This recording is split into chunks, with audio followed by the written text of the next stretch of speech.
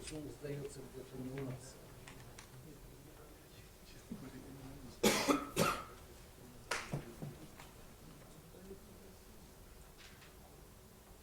То есть рукописи принимают на английском, да?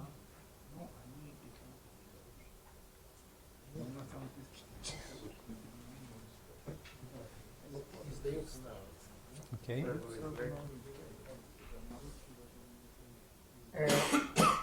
Okay.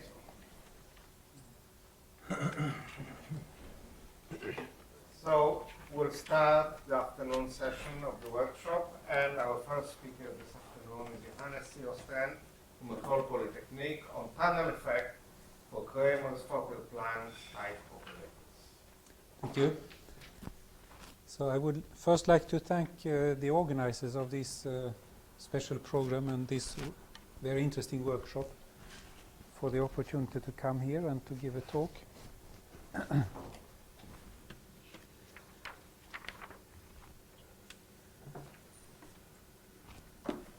So I'm going to speak about a joint work with Frédéric Hérault and Michael Heatrich.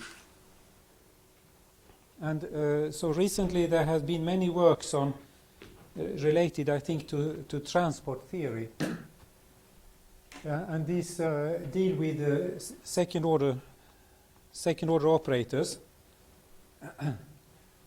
And one example is the Kramers-Fokker-Planck operator. I regret I didn't put Kramers here, I should have put also Kramers in the title, but he is in the title of our paper. So this Kramers-Fokker-Planck operator, it comes in different forms, and so if you transform it, actually to start with, sometimes you write it as you can conjugate this by a certain function, and then you get rid of this y here, and you get 2y here. And then you have an operator which preserves the integral of solutions when you pass to the time-dependent problem. But this form is more suitable to work with if you want to use L2 methods. So I will only discuss this operator here. So if you look at this operator, what you see here is, well, every differentiation here comes with an h. And I will give results in the limit when h goes to 0. But apart from this factor h, what you have here is the Hamilton field of this Hamiltonian I wrote here. Y squared over 2 plus v of x. So x and y are variables in Rn. H actually corresponds to the temperature in these problems. And gamma is the friction coefficient. So x is the position and y is the speed. And this equation deals with particle densities. Actually, if you want a particle density, you should conjugate it. So you take away this y and get 2y here.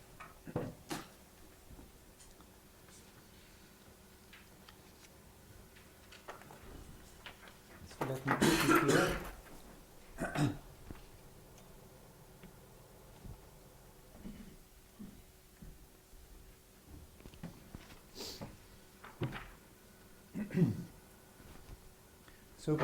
So P now denotes this differential operator on R2L. And then you can consider the corresponding heat evolution problem, which is you add a time variable t. You start at t equal to 0, and you consider this for positive t's. And then what people are interested in for this operator and for other related operators is the problem of return to equilibrium. Namely, you notice that this function here is annihilated by the operator over there. That you can see immediately, because this is the Hamilton field of this function here, and this function sits in the exponent of this expression, so the vector field will annihilate this thing. And the other part here, which is the second order differential operator, here you recognize just the harmonic oscillator, which has been translated in such a way that 0 is the smallest eigenvalue of this operator. And in Y, this is just the first Hermite function. Or I'm sorry, there is too much here. That one should not be there.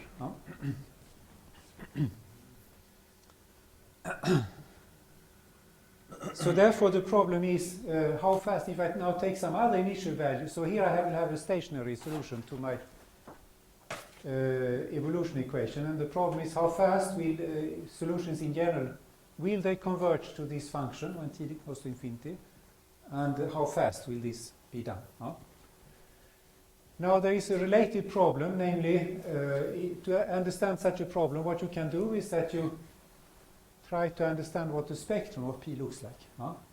Obviously, if V tends to infinity sufficiently fast, then this function will be in L2, and therefore 0 will be in the spectrum of the operator. And so therefore, to understand the speed of convergence to this somehow first eigenstate here, one is interested in the next eigenvalue. What is the size of the next eigenvalue in some sense? And this has been studied by a number of people. Here I only have a few authors: Ekman and Herrer, Nier and Hero, Elferenier, Villani.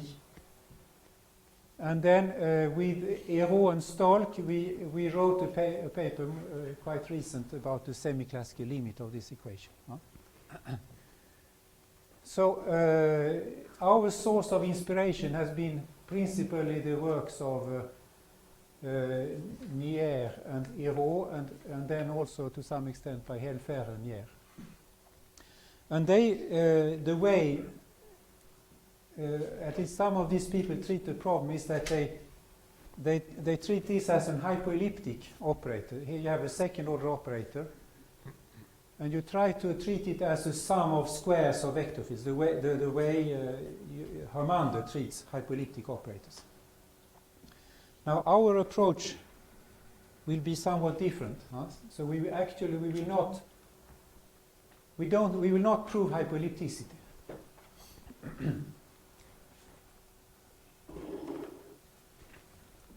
So and in this talk, unfortunately, we have not yet come to. In this paper, we studied the non-vanishing eigenvalues, a whole bunch of them, up to any power of h. And that sometimes answers the question also about the speed of return to equilibrium. But in this talk, I will essentially only discuss the problem of studying this eigenvalue here.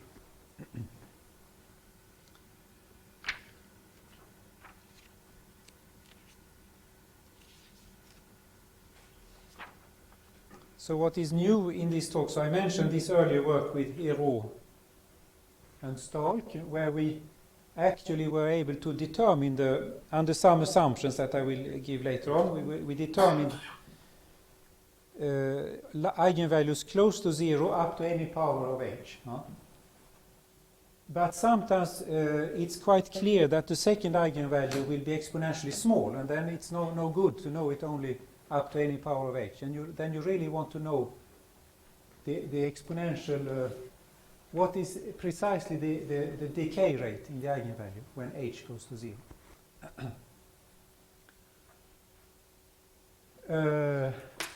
And this leads to a tunneling problem. Similar problems for the Schrödinger operator are now quite well understood. So what we tried to do, and to some extent succeeded in, was to treat this as a tunneling problem and really get your hands on mu of h in one situation where mu of h is exponentially small. And what somehow saved us from a lot of work is a very nice observation by Bismuth on one hand, and by Tailleur, Tanase, Nicolas, and Korcham. So these are three people. And they managed to, they set up some kind of supersymmetric formalism for these operators, which is similar to what you do in when you study the Witten complex. However, there are some. So this simplified the work of doing the tunneling problem to some extent, as you will see towards the end of the talk.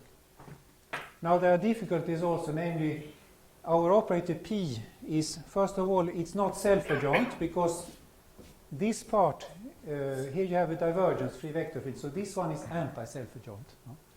And then you have this part is self-adjoint, non-negative, at least formally self-adjoint, but it's not elliptic. It's elliptic in the y variables, but it's not elliptic in the x variables. So you have some quite serious technical, and maybe not only technical, difficulties here.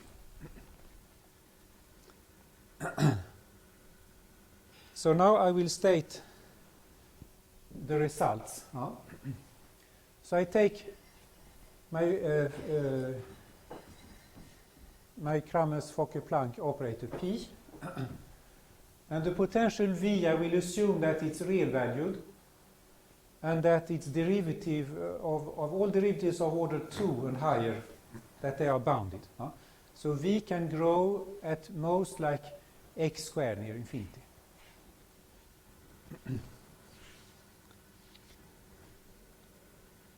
And I will assume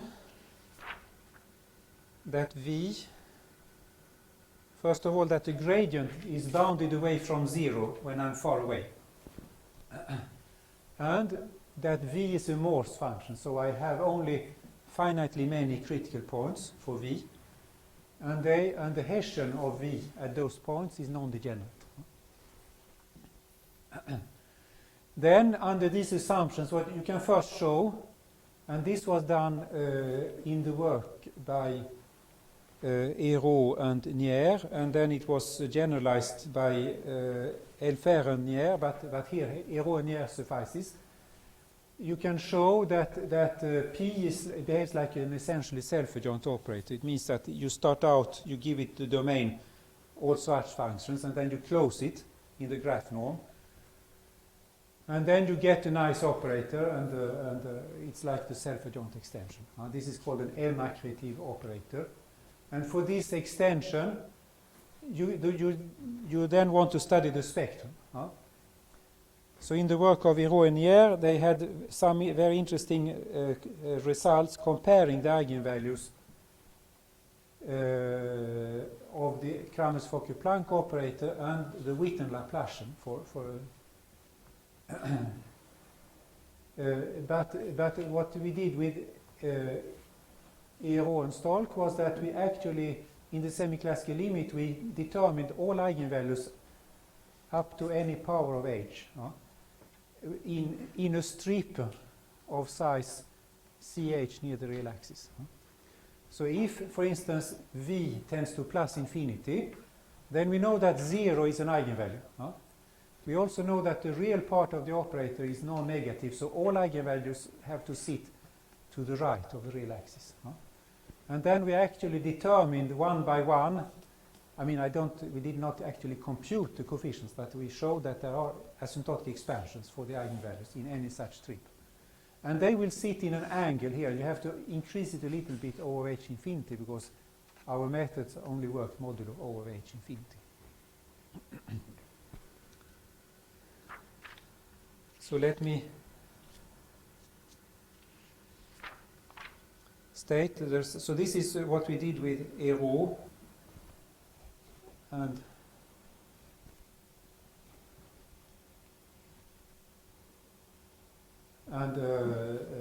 Stolk. So we showed that each eigenvalue in this strip has an asymptotic expansion like this. Where you so here j, so xj are my finitely many critical points. So for each xj, I have a number of eigenvalues modulo over h infinity, where k is you have finitely many indices k for each j if you want to stay in this strip, and these eigenvalues have asymptotic expansions like this. in some fractional power of h. And the leading coefficient here, mu jk, is an eigenvalue of the quadratic approximation of the Kramers-Fokker-Planck operator. So you take a critical point xj, then everything here is quadratic already except these terms. So you just replace that by the Hessian of x acting on x minus xj. And then you can just replace x minus xj by x is shorter to right. And this is a quadratic operator. It's a kind of non-self-adjoint harmonic oscillator. And for this one, you can actually write down explicitly the eigenvalues. That was done formally in the book of Risken on the Fokker-Planck equation. And it can also be done rigorously. So now there are some additional things which are good to know about here. Namely, if xj, so my critical point xj, is not a local minimum, say it's a saddle point of some type, or say a local maximum, then then the leading terms here, they all have strictly positive real part. It's like that. The explicit formula produces that result. So for the corresponding eigenvalues, I have a lower bound, like h over c. On the other hand, if xj is a local minimum, then exactly one of these eigenvalues of this harmonic oscillator is 0. And all the other ones have a real part which is has the same lower bound like this. So in other words, for each minimum we have one eigenvalue which is small O of h, and for the other ones we have no eigenvalues which is that small. And how do you see this fact? Well, it's just that at least locally you can use the same Maxwellian function as before. I mentioned there was a certain function u0 which is annihilated by this operator. If you are near a local minimum of v, then the function I wrote on the other slide will have a peak at that place. You can truncate it, and therefore you see that you must have actually not only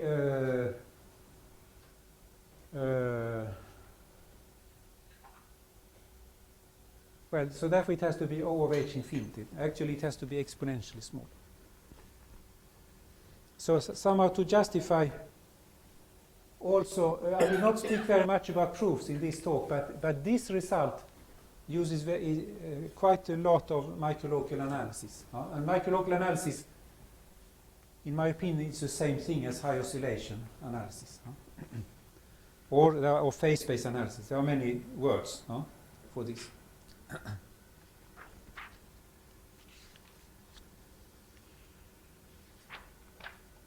So this somehow solves the problem for the next smallest eigenvalue. Suppose that V has only one local minimum. I would guess that actually in Rn, if it has only one local minimum, then you have only one critical point, and it is a minimum. And then the first non-vanishing eigenvalue will have this asymptotic expansion with mu1 positive.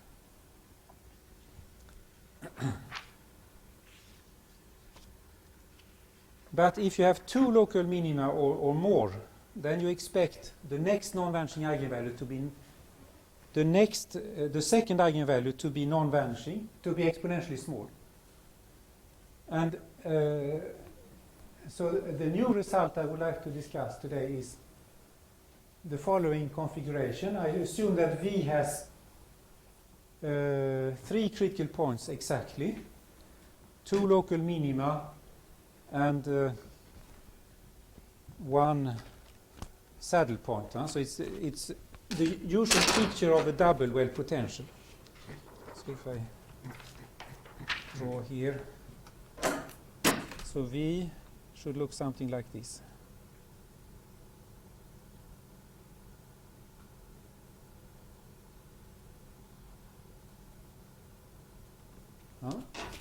So this is a one in one dimension.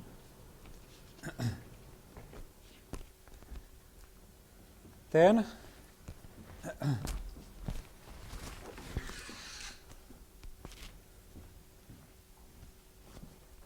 the conclusion is, so I will call these local minima x plus 1 and x minus 1. And then I have a third critical point, which is a saddle point. The Hessian has precisely one negative eigenvalue.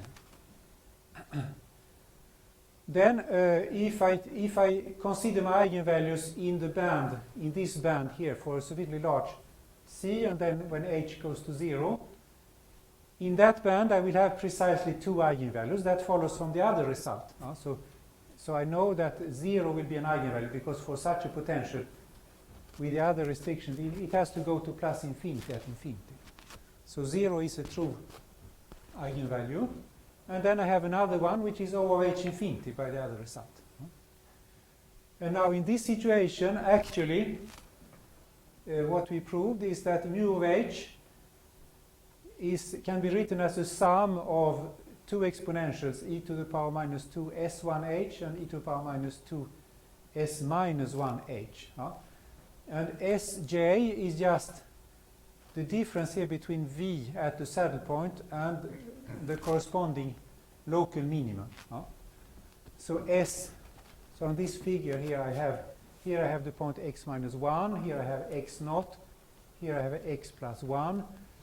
S minus 1 will be this value minus this value, and s plus 1 will be the value here minus this value here. So I have two. So they are these numbers are strictly positive. And the splitting is then the sum of these two. So it depends. And of course, in the symmetric case, they are equal. In the non-symmetric case, one of these terms will dominate over the other. And then it's only the dominant term which matters in this result.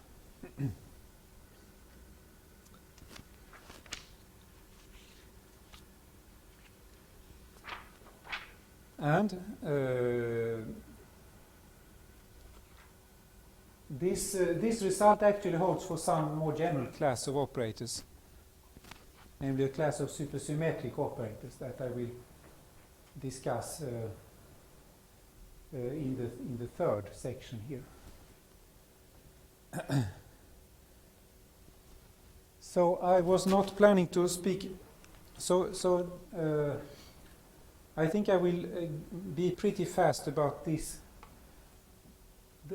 Before speaking about that, there is some generalization of the earlier results that we could obtain for some class of second order operators here. And I will not, maybe I will not go into the details of that.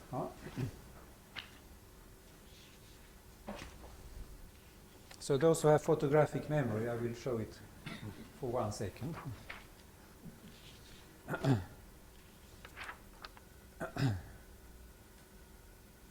And let me just state the theorems for this more general class. So under some assumptions, which I will not, maybe in the end, if I have time, I can go back to these. So under some assumption, generalizing the class of Fokker-Planck operators, first of all, we can characterize all the eigenvalues in a band like this. And what is interesting, and they have the same asymptotic expansion as for the Fokker-Planck equation. What is interesting is that our assumptions do not imply that our operator P is hypoelliptic anymore. So you only need some dynamical condition on the non-negative part of the operator, that if you smear it out, you get something strictly positive away from finitely many points, and that is enough to have this result. Then you can actually also, and that is really new. That was not in our paper with Stolk. Namely, if I assume, I take one of these eigenvalues, lambda jk, and I will assume that it is simple in the sense that it's the only one of all my eigenvalues, which is situated in a small disk of radius proportional to h around this eigenvalue. Then the corresponding eigenfunction in a neighborhood of the point xj has this form. And actually this O of h infinity is not in the uniform sense, but just in L2 sense. And this function phi plus comes out of the geometry. I will not. It is related to some stable, an unstable manifold for some Hamilton flow. So this function is this is a Gaussian peak function. Phi vanishes at the critical point, the gradient vanishes, and the Hessian is strictly positive here. So if you think about the Fokker-Planck case, suppose you are, if you are near the minima here, then phi plus will just be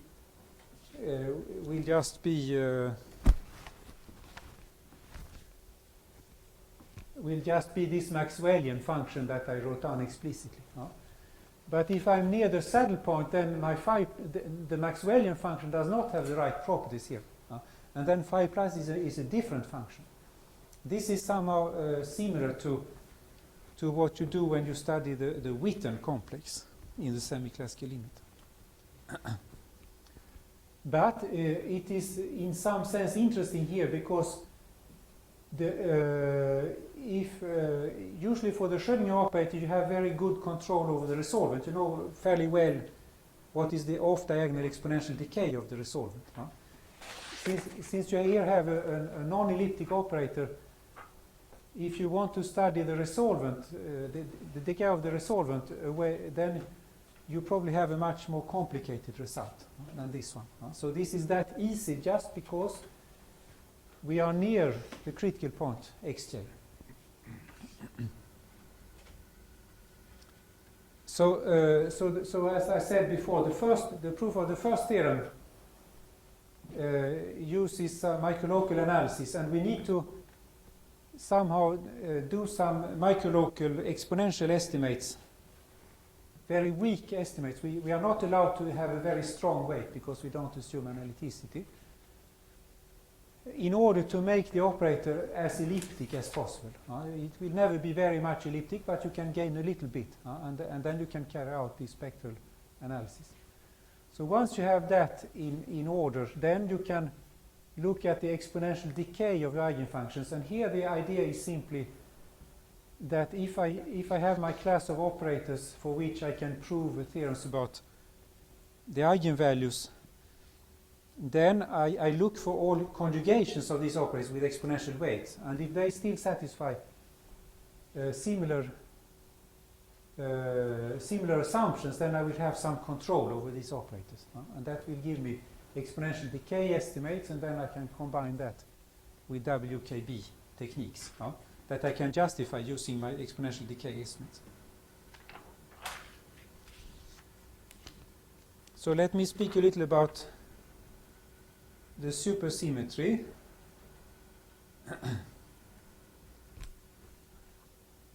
So this is now taken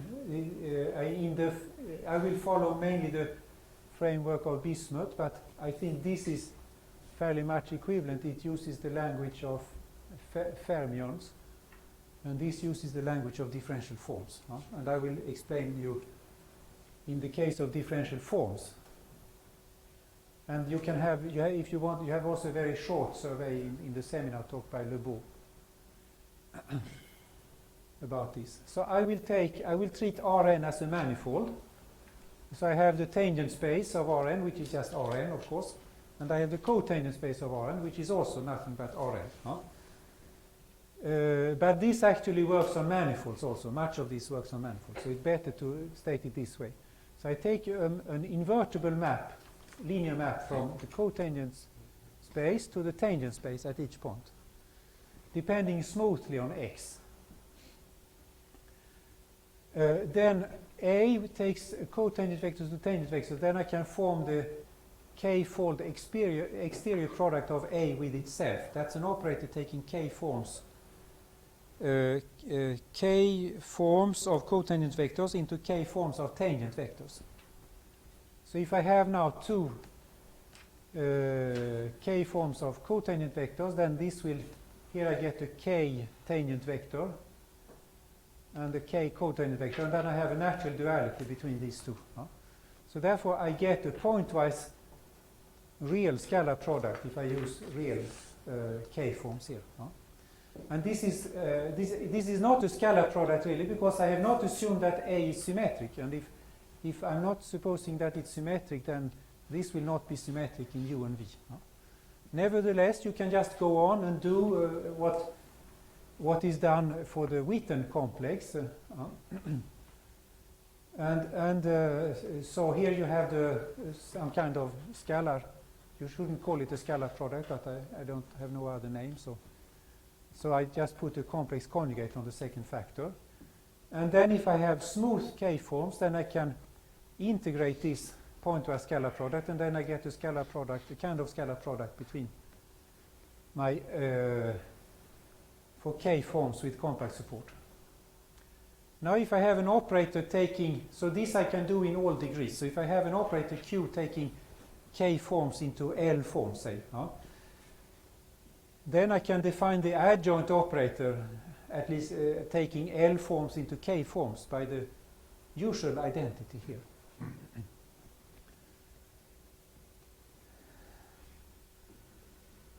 So that's the adjoint for this twisted thing. Now I take a Morse function, or actually I could take a more general function, but I take a smooth Morse function on Rn. So the R2n initially for the Fokker-Planck is now just Rn here. So phi, you should think of phi. I will write it down explicitly on some next slide maybe. It will be y squared over 2 plus v of x in the Fokker-Planck case. So I assume that this Morse function satisfies the same assumptions as I had on v before. So all derivatives are bounded for alpha larger than or equal to 2. And then I form the Witten-de-Rham complex. It's just to take the exterior differentiation. You put an h also, that's convenient. And you conjugate it by this e to the power phi of h. And if you write it out, it takes this form. It's just sum of exterior multiplications by the differentials of your coordinate functions coming with this differential operator here. And you write down the same thing. There should be an index phi here also, but it becomes too heavy to write all indices. So this will now, the ordinary Witten Laplacian is that you form this, and then you just write here d phi star, d phi, d phi, d phi star. But now you have this twisted thing here. That's the only difference. And we denote the restriction. So this conserves degrees of differential forms, because this one will raise the degree by 1, and this one will decrease the degree by 1. So it maps Q forms into Q forms. So the restriction to Q forms, I will indicate it by putting Q in the exponent here. And then by construction, you check that this, if in the Witten Laplacian for zero forms is just a scalar operator, and by the way, for zero forms, this one is absent because you cannot map zero forms into -1 forms. So you only have this term, and this one annihilates e to the power minus phi over h. So somehow this, if phi tends to plus infinity at infinity, then here you have an L2 eigenfunction of the Witten Laplacian in degree 0. Now you can write down more explicitly what this operator looks like. You take, you decompose your matrix A in a symmetric part and in an anti-symmetric part. And then you check that this Witten Laplacian is actually, to leading order, it's just a scalar operator. So if I associate, so the way I form the symbol here is that whenever I have an operator h over I ddxj, to that I associate just the function psi j. Then the principal symbol is just this here. So here bjk is the matrix element of B, and cjk is the matrix element of C. So it takes this form. So now, so let's see how we get Fokker-Planck. So this is explained, for instance, in the work of Tailleur, Tanase, Nicolas, and Korshan. So I take A. So I replace N. I'll go back to two n variables, x and y. And I take the block matrix 0, identity minus identity, and gamma. So if I did not have the gamma here, that would just be the matrix describing the symplectic form. And then you compute the operator in degree 0, and you find this operator here. So again, you have the vector field part is just the Hamilton field of this function phi. So if you take phi equal to this, then it's exactly the term you have in the Kramers-Fokker-Planck operator.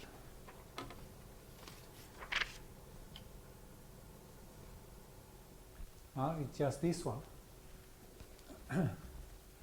And in that case, dyj phi is just yj. So this is also precisely the operator written there. So now you can, I mentioned these generalizations that I have. So if I go back to a more general framework, and I will also assume that A is constant here. and some other assumptions which I don't have time to explain. Then you can look at the eigen. Then the Witten-Laplacian in any degree here will have eigenvalues which have asymptotic expansions, exactly as I stated for the Kramers-Fokker-Planck operator. And you can show that. So suppose I have a critical point xj. Then I can have an eigenvalue in degree q. I can have an eigenvalue which is small o of h, precisely when this critical point has index q. That means precisely q negative eigenvalues.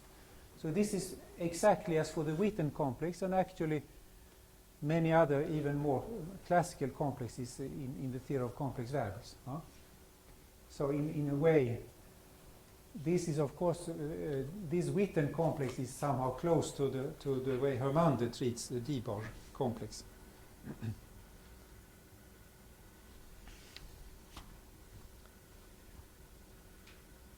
So, as I said, this works when A is constant.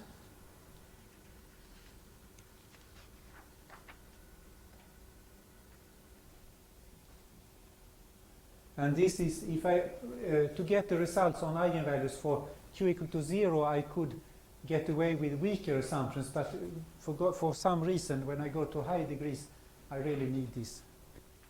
I seem to need this assumption. So let's take the double wave case now. So assume, so of course the observation here is not, so maybe I should write here. So for Fokker-Planck, this is y squared plus v of x, but of course you have a critical point for this function of index q precisely when this one is critical when you put x equal to that critical point and y equal to 0. And you have the same index. So this translates immediately to the corresponding statement for v in the Fokker-Planck case. So I will assume now that I have a Morse function with bounded derivatives of orders or more than equal to 2 with this condition, and I will assume that I have precisely 3 critical points, 2 local minima, and a saddle point.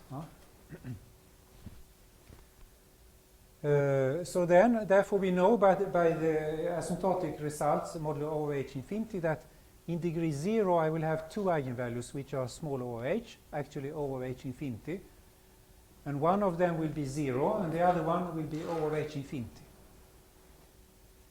While for degree 1, there the local minima don't contribute to the very small eigenvalues, but the saddle point will contribute to the and it produce one eigenvalue, and actually it has to be equal to this eigenvalue mu here, because I have the intertwining property namely that I can go from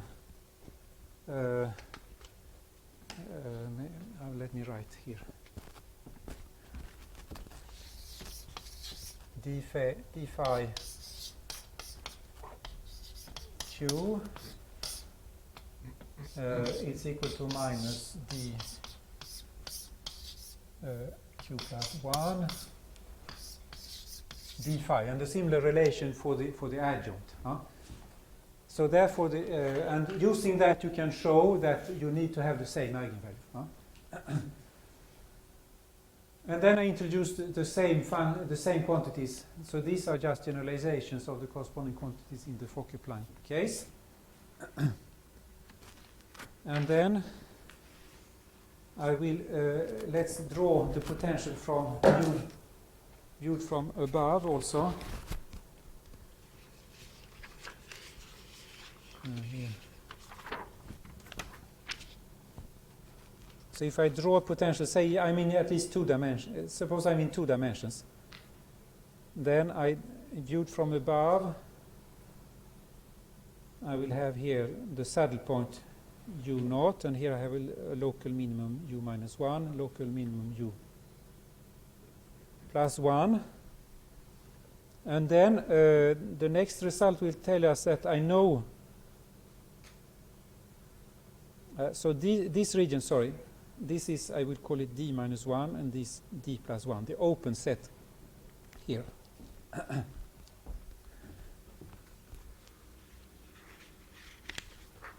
So it is, well, it comes on 2 slides here. So dj is the connected component of the set of, in this set, containing the point uj. And then we introduce the corresponding spectral subspaces. So Ej is the spectral subspace. So E naught is the spectral subspace corresponding to the eigenvalues 0 and nu for the operator in degree 0.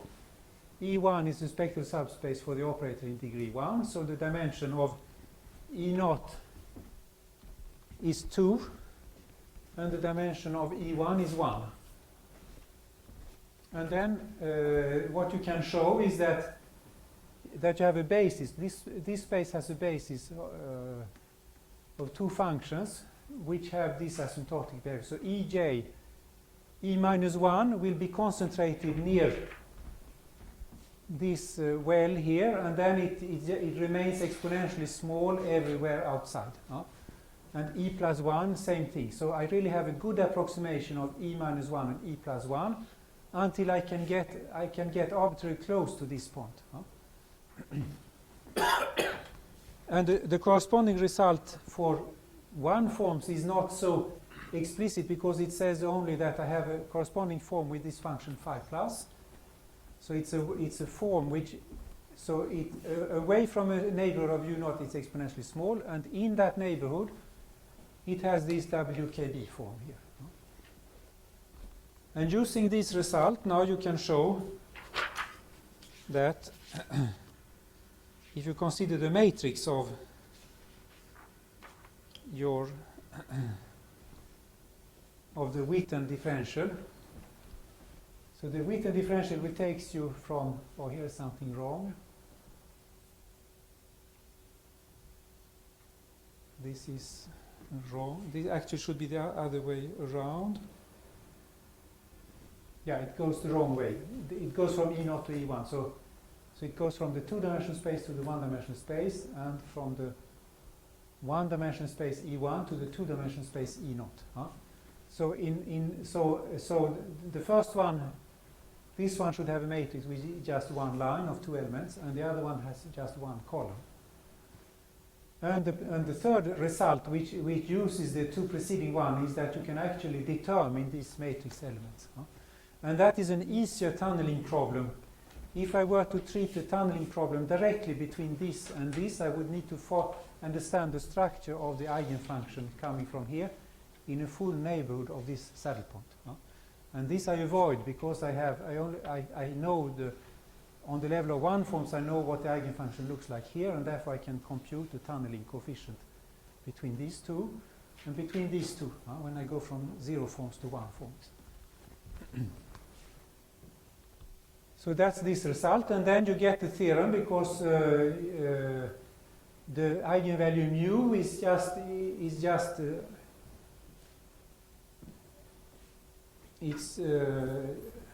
it's just a restriction.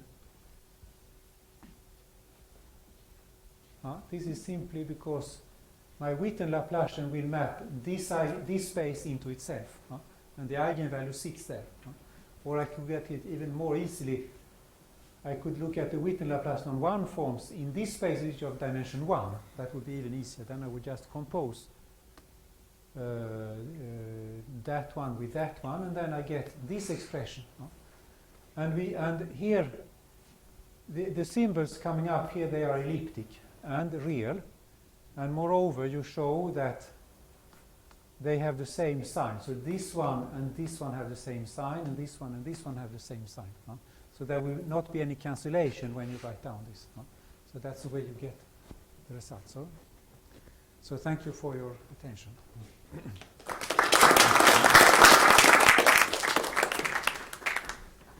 Right, we have a time for a few questions, and if you really want to impress me, you can ask questions from transparency number 9, the one for people with photographic memory.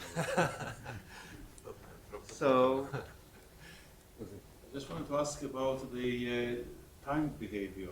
You spoke mostly about the spectrum. Yes, we haven't finished. Because I'm very much interested in the possibility of not looking at a polynomial or 1 over t decay or 1 over t to the some power, and not essentially. And then this happens when the spectrum has a convergence point at 0.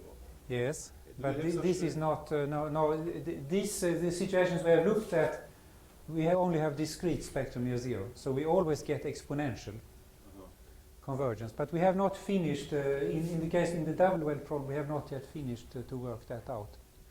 In the other case, so that result says somehow. So if I go back to Fokker-Planck, the result would say the following: that if I look at this equal to 0, u t equal to 0 equal to u naught, then asymptotically u t, well, it will be equal to e to the power minus, now if, maybe mu over h, I'm not sure exactly, times t, times the spectral projection on the first. Oh, sorry, I'm saying. No, sorry, it will just say that it's some spectral projection on the 0 eigenstate of u naught plus, and then you can go on, you can write down what you get from the second one. T mu over h pi 1 u plus, say, O of e to the power minus t over ch. So that's the kind of result we have. In the case where mu behaves like h, we really have this result. And we can have arbitrarily many terms here in this. When it's exponentially small, we have not yet worked it out. But we think it will work. Now, if you have continuous spectrum, I don't know. That could be related in this model to the case when v does not tend to plus infinity at infinity. It could be directions where it tends to minus infinity. And then 0 is not an eigenvalue, or could perhaps not be something different. So you have here just stabilization at the lowest minimum. I have seen in some physical papers about superparamagnetic materials the similar behavior, but with equivalent minima. And then the limit behavior is not just stabilization, but a discrete random process between few positions at different minima. It is called discrete orientation model. I guess that for the Schrödinger operator, one can study such things. You start in one well, and then by tunneling you get into another well. But here, what prevents us right now is to have many minima. Is that we don't have a good result. We don't have a good result about the exponential decay of the resolvent. Huh? So we have just precisely those results I wrote in these propositions, and to get more general situations, I would like to have exponential decay across many other. And that is true in the Schrödinger case, but not here. It's more complicated. Right. Thank you again. And we'll reconvene.